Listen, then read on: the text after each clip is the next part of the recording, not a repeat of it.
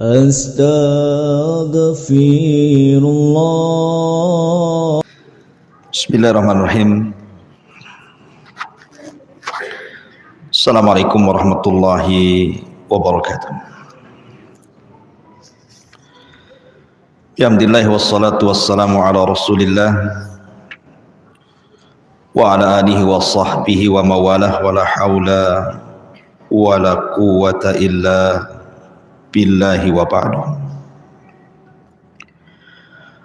Qala Allahu azza wa jalla ya ayyuhalladzina amanu taqullaha haqqa tuqatih wa la tamutunna illa wa antum muslimun.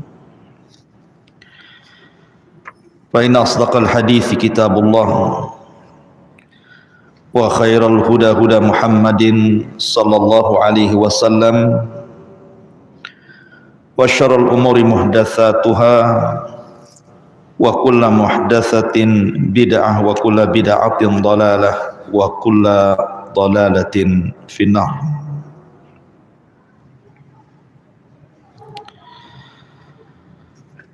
Alhamdulillah, di malam hari ini kembali kita bisa melanjutkan kembali kajian kita membahas manusia pilihan di alam semesta, Rasul kita Muhammad sallallahu alaihi wa ala alihi wasallam. Kita masih membahas tentang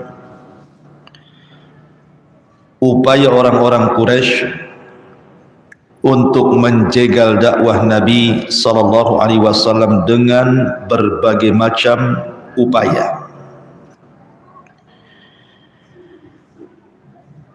Di antaranya adalah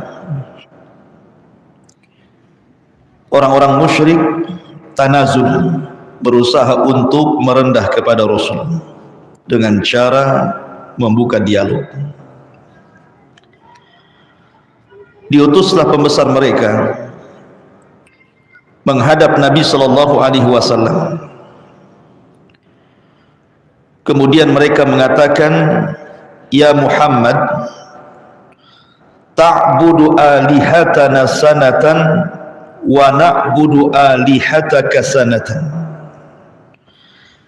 Wahai Muhammad, bagaimana kalau seandainya kau sembah Tuhan kami setahun saja, tahun depan kami akan menyembah Tuhan. 1 tahun kau sembah Tuhan kami, 1 tahun kami sembah Tuhan. Kan enak tuh. Ma'asyiral muslimin yang dimuliakan Allah subhanahu wa ta'ala. Kemudian mereka mengatakan, fa in kunna 'alal haqq akhadta minhum haddan wa in kunta 'alal haqqi akhadna minhu haddan. Nanti setelah itu kita lihat,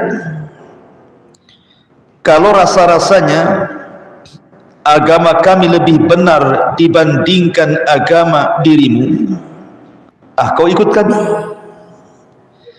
Tapi kalau rasa-rasanya agama engkau lebih benar di antara agama kami, kami yang ikut engkau. Maka Nabi SAW terdiam sampai kemudian Allah Subhanahu wa taala turunkan ayat, "Qul ya ayyuhal kafirun la a'budu ma ta'budun." Wahai orang kafir, katakan ya Muhammad, wahai orang-orang kafir, saya tidak akan menyembah apa yang kalian sembah. Dan di akhir ayat Allah mengatakan, lakum dinukum waliyadin. Sudah keyakinan kalian ambil dengan keyakinan kalian, dan keyakinanku adalah keyakinanku.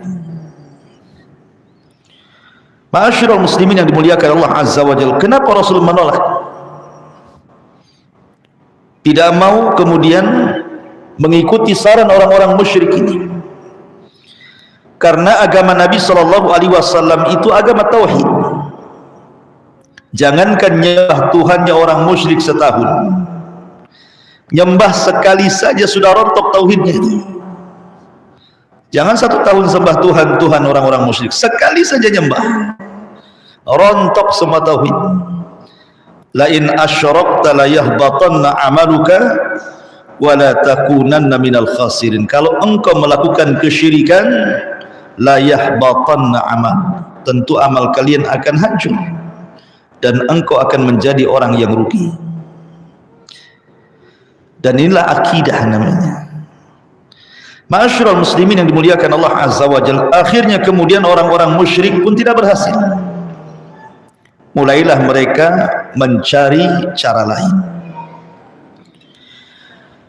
Diutuslah para pembesar mereka untuk datang ke kota Yathrib, ke kota Madinah, karena mereka tahu di Madinah itu banyak orang-orang Yahudi,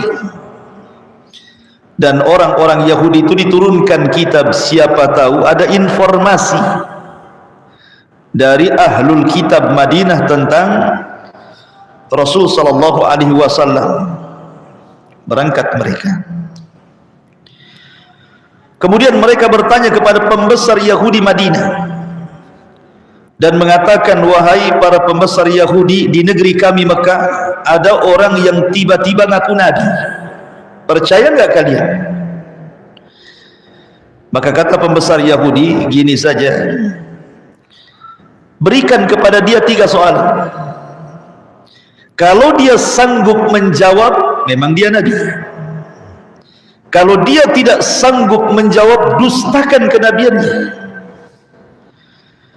Akhirnya kemudian kata orang Yahudi mengatakan kepada orang-orang musyrik, 1, tanya kepada orang yang ngaku nabi itu, bagaimana cerita tentang anak-anak muda yang terjerembab dalam sebuah gua? Bagaimana kisahnya? Anak muda yang masuk ke dalam gua kemudian ditidurkan lama, macam mana kisahnya?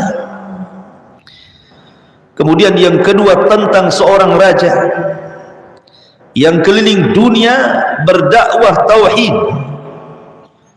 macam mana kisahnya? Kemudian yang ketiga, tanyakan soal ruh kepada dia, apa itu ruh? Dalam riwayat yang lain, tanyakan kepada dia tentang kemiripan anak. Kenapa anak bisa mirip dengan bapaknya atau dengan ibunya? Kalau dengan tetangganya bahaya. Kemudian yang kedua, kenapa penduduk sorga, apa makanan pertama yang dimakan penduduk sorga? Kemudian ketiga, tanyakan soal ruh kepada dia. Kalau dia bisa menjawab, memang dia nabi. Kalau tidak bisa menjawab, dustakan kenabiannya, pembual dia. Kemudian kunci jawabannya diberitahu. Pulanglah orang-orang musyrik ini dengan senang hati karena sudah mendapatkan ujian yang akan diujikan kepada Nabi SAW. Sampai di Mekah,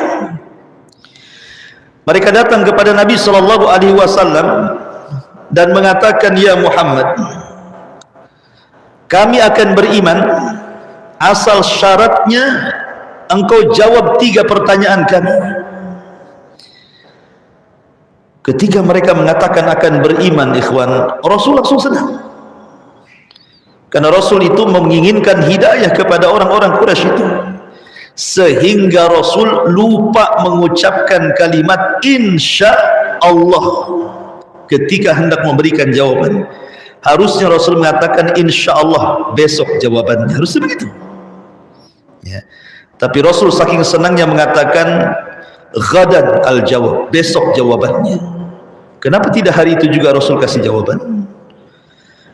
Karena Nabi SAW la yantiqu anil hawa, dia tidak bicara dengan hawa nafsunya, dia harus menunggu wahyu dari Allah dulu.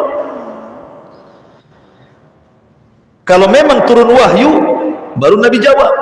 Kalau tidak turun wahyu, Rasul tidak akan jawab. Ma'asyiral muslimin yang dimuliakan, karena lupa mengucapkan insya Allah, keesokan hari Jibril pula tak turun. Hari kedua tak turun juga. Sudah lewat 1 minggu, tidak turun juga. Lewat 2 minggu, tidak turun juga. Sesak dada Nabi. Orang-orang musyrik sudah mulai meragukan kenabiannya. Tuh kan, dia bukan Nabi katanya. Masa sudah 2 minggu nggak ada jawabannya katanya. Dia janji besok akan dijawab. Ketika sudah berlalu hampir 1 bulan, Nabi sudah semakin sesak dadanya. Maka kemudian Allah perintahkan Jibril untuk menurunkan surat Al-Kahfi. Surat Al-Kahfi, di mana surah Al-Kahfi itu menjawab semua pertanyaan orang-orang kafir Quraisy. Adapun anak-anak muda yang masuk ke dalam gua kemudian ditidurkan 300 abad lebih, mereka lah Ashabul Kahfi, dibacakan ayatnya.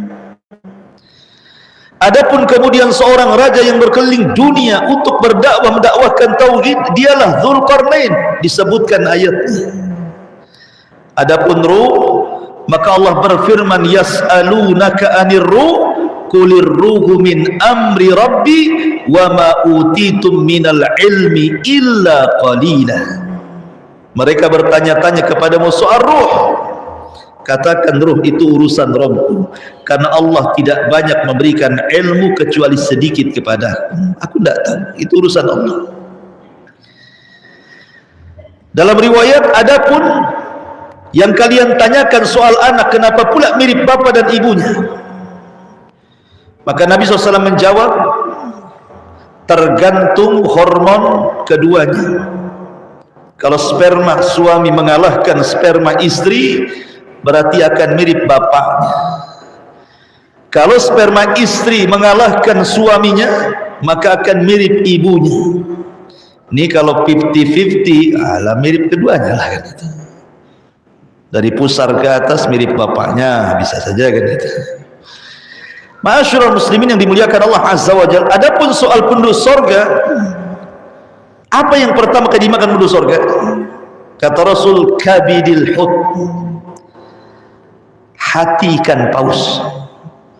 Itulah makanan pertama kali penduduk sorga masuk sorga. Yang pertama dimakan hatinya ikan paus. Dan minuman yang pertama diminum wedang jahe, zanzabil dalam bahasa Arab. Bahasa kitanya wedang jahe. Tapi wedang jahe sorga dengan wedang jahe kita ya beda lah. Apalagi wedang jahe set-setan kan. Beda lah. Karena Abdullah ibn Abbas radhiyallahu anhu mengatakan, persamaan sorga dengan dunia itu hanya persamaan nama, bukan hakikat. Karena sorga itu ma la ainun ra'at wala udhunun sami'at wala khatara ala qalbi bashar. Nikmatnya loh tidak bisa dilihat mata, didengar telinga, terbayang pun tidak bisa, saking nikmatnya. Jadi hanya kesamaan nama saja, hakikatnya berbeda. Ma'asyiral muslimin yang dimuliakan Allah Subhanahu wa taala. Tetapi setelah diberikan jawaban dan jawabannya benar, kan mereka menyimpan jawaban kan, benar jawabannya itu, tidak juga beriman. A'anzartahum am lam tunzirhum la yu'minun. Kau beri peringatan dia atau tidak, tetap saja degil tidak akan beriman orang-orang Quraisy itu. Gagallah mereka untuk mengatakan Nabi itu seorang pendusta. Ma'asyiral muslimin yang dimuliakan Allah Azza wa Jalla. Kedua, gagal. Mulailah kemudian mereka melakukan aksi ketiga. Nabi SAW apabila berdakwah kepada orang-orang musyrik, selalu mereka diancam oleh azab. Nabi selalu mengancam, kalau kalian tetap melakukan kesyirikan, nanti akan datang azab Allah kepada kalian, bla bla bla, begini macam-macam. Akhirnya mereka menagih janji itu. Muhammad, kamu kalau berdakwah kepada kami, sedikit-sedikit kalau kami tidak taat kepada Allah dan kepada dirimu, akan turun azab. Mana azabnya? Nantang azab dia. Mana azabnya? Kok nggak turun-turun si azabnya katanya? Maka Allah Subhanahu wa taala firmankan tentang mereka, wa yasta'jilunaka bil adzab walan yukhlifallahu wa'dah inna yawman 'inda rabbika ka alfi sanatin mimma ta'udun. Dan mereka datang kepadamu ya Muhammad meminta disegerakan azab, dan Allah tidak mungkin menyelisih janjinya, dan satu hari kehidupan akhirat dibandingkan kehidupan dunia sama dengan 1000 tahun. Dalam ayat yang lain, yasta'jilunaka bil adzab wa inna jahannam la muhitatun bil kafirin. Mereka datang kepadamu meminta disegerakan azab, sesungguhnya jahanam akan meliputi orang-orang kafir. Digambarkan mereka seperti itu, mengolok-olok Rasul, mana azabnya? Kok enggak turun-turun gitu ya. Ini kan istihza namanya, mengolok-olok Nabi sallallahu alaihi wasallam. Dan macam-macam mereka lakukan kepada Nabi SAW, sampai akhirnya mereka datang kepada Abu Thalib. Mereka sudah tidak ada jalan lagi, mengancam untuk membunuh Nabi SAW, bahkan mengancam siapapun yang melindungi Nabi, termasuk pamannya Abu Thalib, diancam akan dibunuh. Lah akhirnya kemudian karena sudah marah nih para pembesar Quraisy ini, berkumpullah Fir'aunnya umat ini, siapa? Abu Jahal, kemudian Umayyah, kemudian Mughirah, Al-Walid, pembesar-pembesar Quraisy ini berkumpul. Kemudian mereka sepakat, Bani Hashim dan Bani Al-Muttalib semakin hari semakin melindungi si Muhammad itu. Ini tidak bisa dibiarkan. Lalu bagaimana caranya? Akhirnya terjadilah konsensus, kesepakatan, kalau begitu kita boikot saja mereka, karena mereka sudah melindungi si Muhammad, kita boikot supaya mereka kembali kepada kita dan mereka sendiri yang membunuh si Muhammad itu. Terjadilah pemboikotan, di mana mereka menerapkan satu larangan keras untuk tidak berhubungan dengan Bani Hashim dan Bani Al-Muttalib. Satu, tidak boleh menikahi wanita-wanita Bani Hashim dan Bani Muttalib, karena dua kabilah ini sudah melindungi si Muhammad. Yang kedua, mereka mengatakan tidak boleh jual beli dengan mereka. Yang ketiga, tidak boleh duduk-duduk ngobrol bersama mereka. Yang ketiga, yang keempat, tidak boleh bergaul dengan mereka. Yang kelima, tidak boleh masuk ke rumah-rumah mereka. Yang keenam, tidak boleh bicara dengan mereka. Yang ketujuh, tidak boleh menerima sulhah, perdamaian dengan mereka. Dan yang terakhir, tidak boleh ada rasa kasihan sedikit pun dengan mereka. Akhirnya sepakat seluruh kabilah Quraisy memboikot dua kabilah yang melindungi Nabi, Bani Hashim dan Bani Al-Muttalib ini. Diboikot. Berapa tahun? 3 tahun. Kemudian hasil rapat mereka ini ditulis dalam sebuah kertas, kemudian diletakkan di dalam Ka'bah, bahwa ini perjanjian bersama antar kabilah untuk memboikot Bani Hashim dan Bani Al-Muttalib. Selama perjanjian tergantung di Ka'bah ini, maka selama itu pemboikotan tetap berlangsung. Akhirnya kemudian berlalulah pemboikotan ini sampai 3 tahun lamanya. Akhirnya kemudian mereka pun mulai kelaparan, sampai dikatakan hatta akalu awraqas syajar, sampai mereka memakan daun-daun pohon, wal julud, dan kulit, wa wasalu ad-dharra wal faqr, sehingga banyak di mana-mana terjadi kemiskinan dan kefakiran, hatta sami'at aswatun nisa'i wassibyan, sampai wanita-wanita, anak-anak kecil, bayi-bayi menangis kelaparan. Diboikot 3 tahun. Ketika sudah sampai 3 tahun, rupanya adalah orang-orang Quraisy itu, walaupun bukan pembesar mereka, kasihan. Ini udah lewat 3 tahun. Mereka makin hari makin miskin, makin kelaparan, banyak penyakit dan begitu seterusnya. Ada seorang yang bernama Hisham ibn Amrin ibn al-Harith dari Bani Amir ibn Lu'ay. Dia kasihan. Bagaimana bisa, mungkin bahasa kita, tega-teganya kabilah-kabilah Arab itu memboikot 2 kabilah ini. Mereka sudah makan dedaunan, mereka sudah susah kelaparan. Terkadang mereka diberi, boleh membeli sesuatu dari orang-orang Quraisy itu, tetapi harganya dimahalkan sampai mereka tidak sanggup beli, sehingga mereka hanya bisa memberi makanan itu harus keluar ke Yaman, ke Syam dengan modal seadanya, sehingga tidak cukup bagi mereka untuk dimakan. Maka ada orang yang namanya Hisham ibn Amr ibn Haris ini kasihan. Memang dia bukan tokoh besar, tapi juga satu di antara tokoh-tokoh Quraisy. Dia berpikir, akhirnya dia berangkat kepada Zuhair ibn Abi Umayyah al-Makhzumi. Zuhair ini termasuk daripada bibi dari ibu dari Bani Hashim. Jadi Hisham ini datang kepada Zuhair, ya Zuhair, engkau masih ada kerabat dengan Bani Hashim, kenapa kau diam saja?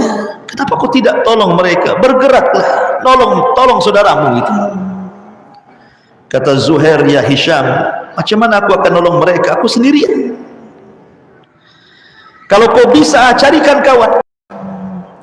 Akhirnya Hisham pun kemudian mencarikan kawan, datanglah kepada Al-Mut'im ibn Adi dan mengemukakan keinginannya supaya membatalkan perjanjian pemboikotan itu.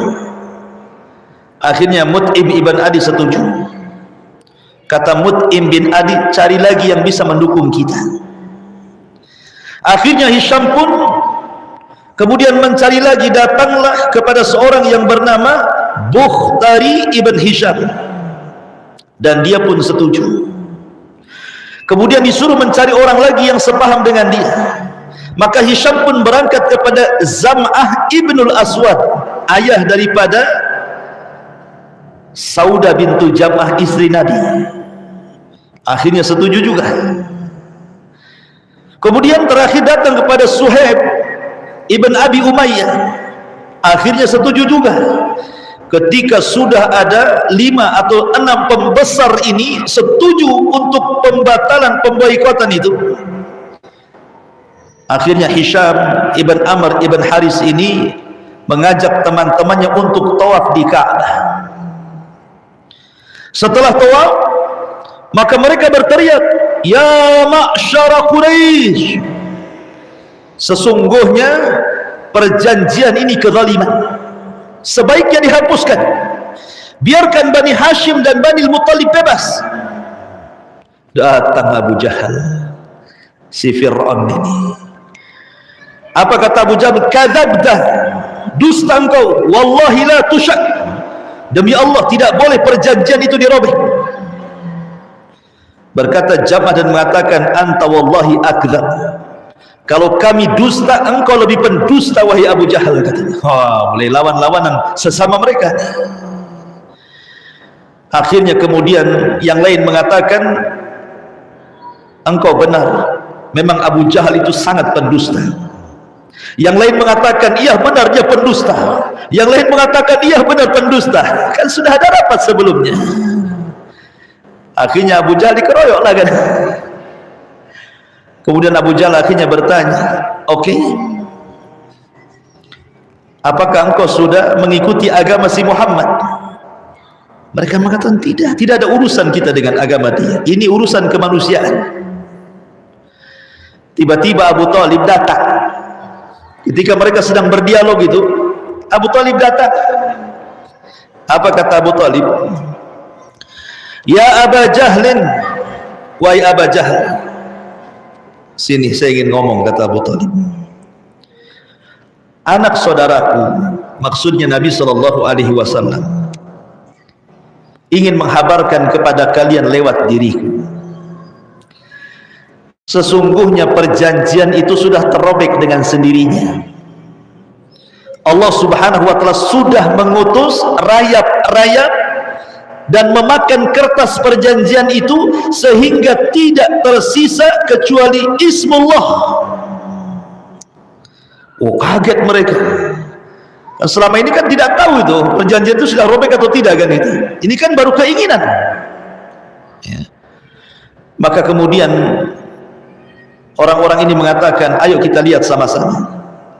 Kalau yang diucapkan Abu Talib ini benar, maksudnya apa yang dikatakan anak saudaranya benar, bahwa perjanjian itu robek dan tidak tersisa kecuali Bismikallahumma, berarti pemboikotan harus dicabut dari Bani Hashim dan Muttalib. Tapi kalau dia dusta, ternyata perjanjian itu masih utuh, maka terserah kalian mau apakan si Muhammad itu. Akhirnya kemudian sama-sama berangkat menuju ke dalam Ka'bah. Rupanya betul, kertas janjian itu sudah tidak ada lagi, tinggal hanya secuil dan hanya sisa kalimat Bismikallahumma, itu saja. Adapun bulir-bulirnya sudah nggak tahu kemana karena sudah dimakan rayap. Artinya apa yang diucapkan Nabi itu menjadi sebuah kenyataan, ya, karena dia tidak berucap dengan hawa nafsu. Yang diucapkanlah wahyu. Allah sengaja mengutus rayap untuk memakan tuh kertas perjanjian itu. Akhirnya sejak itulah orang-orang Quraisy mencabut pemboikotan itu, sampai memboikot mereka. Lah karena lamanya pemboikotan ikhwan 3 tahun, sehingga Abu Talib pun selama itu mengalami sakit yang semakin hari semakin memarah. Dan kita tahu Abu Talib paman Rasul yang paling membela Nabi kan. Akhirnya Allah takdirkan Abu Talib pun sakaratul maut, meninggal dunia. Saat sakaratul maut Abu Talib, karena Nabi tahu bahwa tidak ada paman yang paling dicintai Rasul dan tidak ada paman yang paling mencintai Rasul kecuali Abu Talib. Dia tidak mau kematian Abu Talib sia-sia. Dia tidak mau kematian Abu Talib di atas kekafiran. Datang Nabi SAW saat Abu Talib sakaratul maut itu. Kemudian Rasul membisikkan di telinga Abu Talib dan mengatakan, ya Abu Talib, qul la ilaha illallah. Abu Talib tidak mau mengucapkan kalimat itu karena sibuk dengan kawannya Abu Jahal, Umayyah, Al-Mughirah, macam-macam di sampingnya, ikut bisik-bisik juga di telinga sebelahnya. Jadi mana satu yang didengar? Nabi membisikkan di telinga sebelah kanan, wahai pamanku, ucapkan la ilaha illallah. Dengan ucapan itu aku akan berhujjah dengan Allah, Allah selamatkan dirimu. Sebelah kiri Abu Jahal mengatakan, hei Abu Talib, apakah kau akan mengucapkan kalimat itu dan membenci agama nenek moyangmu Abdul Muttalib? Jangan kau ucapkan. Akhirnya Abu Talib sesekali memandang Rasul, sesekali memandang kawan-kawan seperjuangannya Abu Jahal, Umayyah. Akhirnya sampai ruh dicabut dari badan Abu Talib, Abu Talib tidak mengucapkan kalimat syahadat. Dari sini sepakat ahli sunnah, Abu Talib mati kafir. Kecuali orang Syiah mengatakan Abu Talib itu muslim. Loh, kenapa dia tidak mengucapkan la ilaha illallah? Dia mengucap, cuma Nabi gak dengar. Orang Syiah. Kenapa? Karena seluruh imam-imam 12 Syiah itu turunan Abu Talib. Ali, Abu Talib, bapaknya kan, nikah dengan Fatimah, lahir Hasan Husain. Dari Hasan lahirlah Hasan Al-Musanna dan Zaid. Dari Husain yang sisa anaknya Zainul Abidin, dari Zainul Abidin terus sampai kepada Muhammad Hasan Al-Ashkari. Turunan Syiah itu yang paling diutamakan dari Husain jalurnya. Ya, makanya mereka mengatakan Imam Mahdi itu jalur Husain, sementara kita ahli sunnah jalurnya Hasan. Ya. Ma'asyiral muslimin yang dimuliakan Allah Subhanahu wa taala, maka kita katakan sebagai ahli sunnah, Abu Talib mati kafir. Ketika Abu Talib mati kafir, Nabi sedih, ikhwan. Kesedihan Nabi SAW sampai akhirnya Rasul terus memunajat kepada Allah, la astaghfiranna lak ma lam unha ank, wahai pamanku, aku akan terus meminta ampun untukmu selama Allah tidak melarang. Selama Allah tidak melarang, aku akan terus mintakan ampun kepadamu agar Allah hapus dosa-dosa. Tetapi apa yang terjadi? Permintaan Rasul ditolak. Turunlah ayat Al-Quran, ma kana lin nabi walladzina amanu an yastaghfiru lil musyrikina walau kanu ulil qurba min ba'di ma tabayyana lahum annahum ashabul jahim. Turun ayat ini. Tidak boleh bagi nabi, orang-orang yang beriman, memintakan ampun akan dosa orang-orang musyrik walaupun kerabat dekatnya, setelah jelas kepada mereka bahwa mereka termasuk penghuni jahannam. Tak boleh. Kalau ada kerabat antum meninggal dan agamanya musyrik, tidak boleh kita minta ampun untuk dia walaupun dia orang tua sendiri. Kalau mati musyrik, mati kafir, tidak boleh. Lah ketika itu Abbas ibn Abdul Muttalib, Abbas itu datang kepada Rasul. Abbas saudara Abu Talib. Ya Rasulullah, bukankah perjuangan Abu Talib sudah banyak memperjuangkan Islam dan membela dirinya? Akankah perjuangan Abu Talib selama hidupnya membela agamamu bermanfaat untuk dia di akhirat? Kata Rasul sallallahu alaihi wasallam, Abu Talib fi dhahzahim minan nar, laula ana lakana fi darkil asfali minan nar. Ya Abbas, sebenarnya Abu Talib itu dipindah oleh Allah nerakanya, yang tadinya dia digulung neraka oleh ombak neraka. Kalau bukan karena diriku, tentu Abu Talib akan berada di intip neraka yang paling dalam. Tetapi aku meminta Allah agar diringankan azabnya, maka Abu Talib diletakkan di neraka yang paling dangkal, hanya satu setara dengan mata kakinya saja. Nerakanya itu sampai mata kakinya saja, tapi itu cukup untuk mendidihkan kepalanya.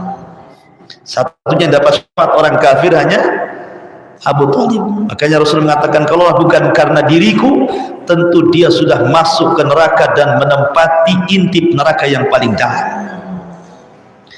Ma'asyiral muslimin yang dimuliakan Allah Azza wa Jalla. Rupanya di tahun yang sama, kesedihan Nabi sallallahu alaihi wasallam rupanya ditambah oleh Allah dengan kematian Khadijah. Pamannya meninggal, istri pula meninggal.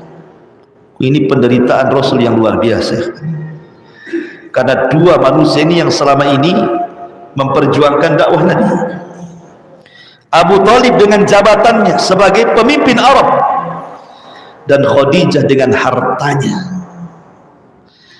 Kalau harta dan jabatan ini bermain untuk dakwah kepada Allah, pasti dakwah itu akan lancar. Didukung oleh pejabat, didukung orang kaya, lancar dakwah itu. Tapi kalau pejabatnya tidak dukung, orang kayanya tidak dukung, stres dakwah itu. Jangankan antum, Nabi sampai-sampai ketika meninggalnya Abu Talib dan Khadijah tidak ada tameng lagi. Orang-orang Quraisy sudah mulai berani. kurang ngajar dengan Nabi SAW, menghina dengan hinaan yang lebih pedas lagi, berani menyiksa para sahabatnya, mengolok-olok, bahkan sampai ada niat untuk menyakiti dan membunuhnya. Dari sini Nabi SAW sudah tidak ada lagi i'tikad untuk mengembangkan dakwah di Mekah lagi. Kayaknya sudah nggak bisa ini. Dengan meninggalnya Abu Thalib dan Khadijah ini menyempitkan dakwah Rasul di Mekah. Kayaknya harus cari areal baru nih.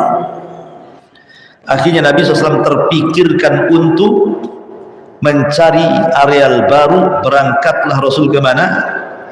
Ke Taif. Karena penduduk Mekah ini sudah mulai ngancam-ngancam sampai membunuh.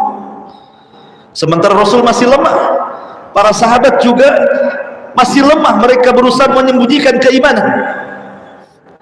Berangkatlah Rasul dengan pembantunya atau budaknya Zaid ibn Harithah. Berangkat ke mana? Ke Taif.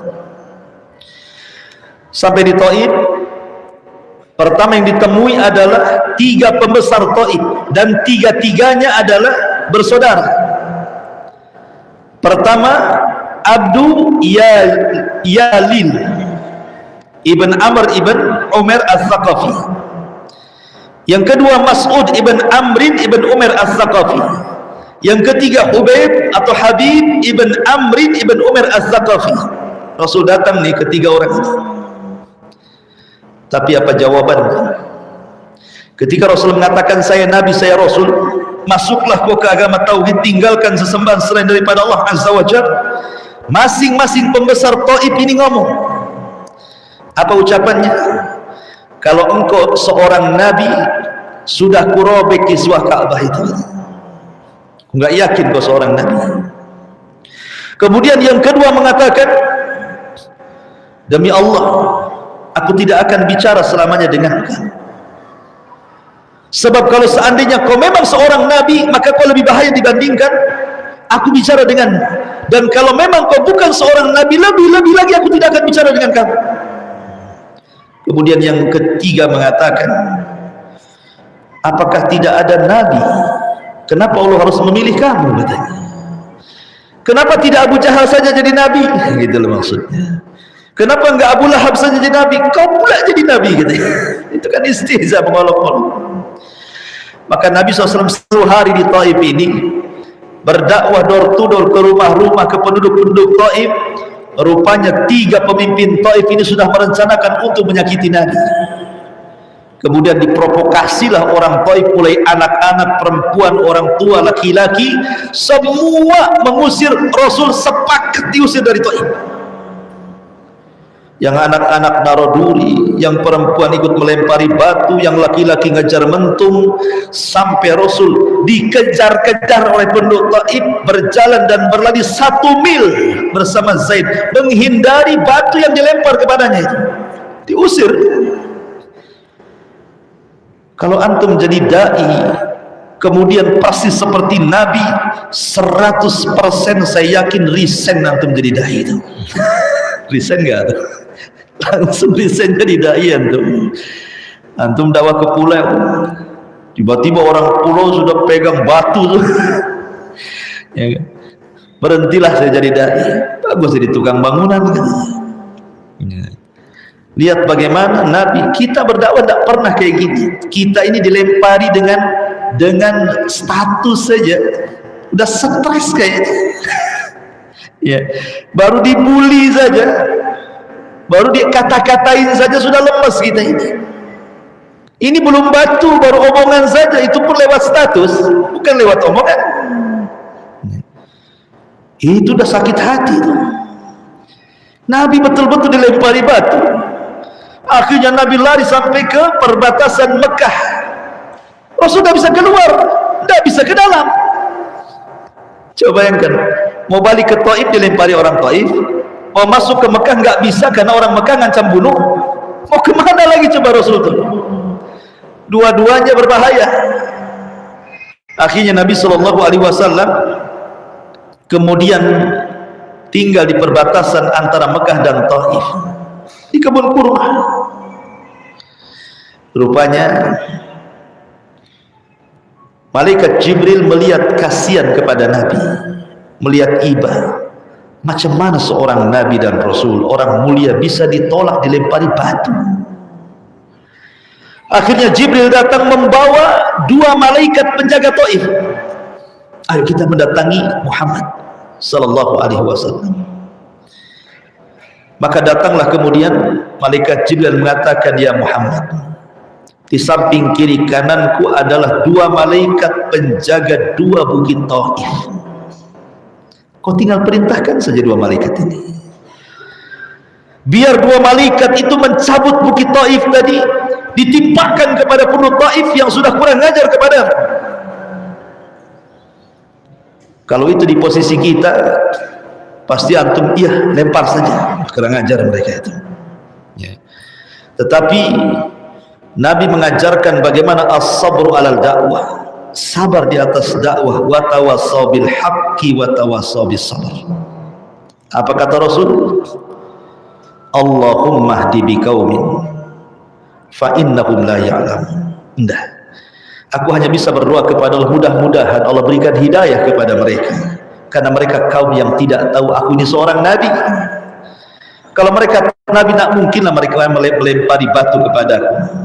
Dan aku hanya berdoa, mudah-mudahan walaupun mereka tidak beriman, akan lahir anak cucu-cucu mereka yang beriman kepada Allah dan Rasulnya. Itulah kesabaran Nabi SAW ketika menerima tantangan dakwah di Taif. Wallahu alam. Ini sudah isya. Kita tutup dengan kafaratul majlis. Subhanaka wa bihamdika asyhadu an la ilaha illa anta astaghfiruka wa atubu ilaik. Allahu ta'ala alam. Assalamualaikum warahmatullahi wabarakatuh.